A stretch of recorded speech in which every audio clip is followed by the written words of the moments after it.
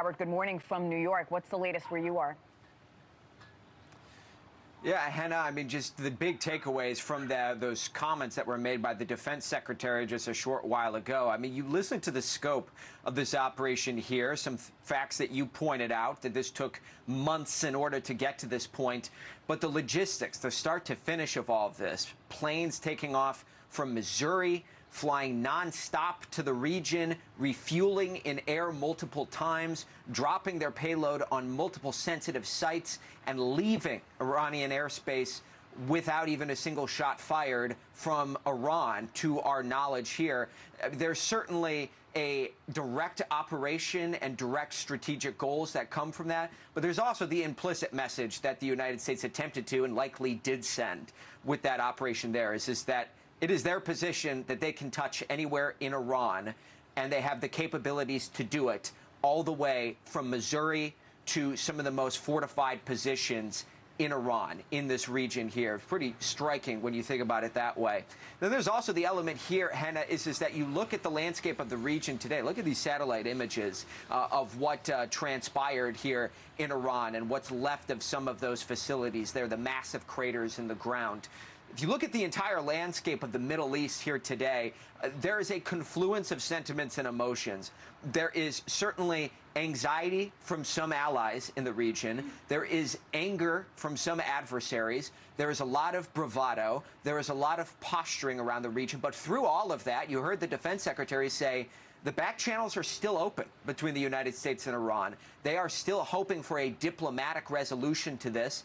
They did not believe that where they stood heading into this operation, that diplomacy was going to yield anything without carrying out these strikes here. But they're still hoping for a nuclear deal and still trying to have a back-and-forth conversation between Tehran and Washington. So where those conversations go from here remains to be seen.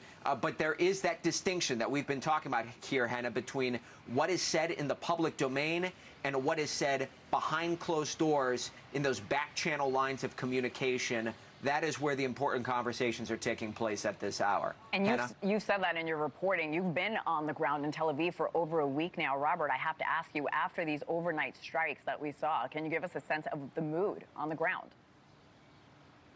Yeah, I would say that's about as quiet as it's ever been here in Tel Aviv. I mean, the home front command guidance is that people should be staying inside, staying close to bomb shelters, no activities or no excursions outside of the home that are not absolutely essential. That includes work and school. All of those gatherings are prohibited here. And I look down at the streets of Tel Aviv here. I mean, that is being pretty heavily adhered to. There really just isn't much activity at all on the streets here, which is a stark contrast from where we were last night.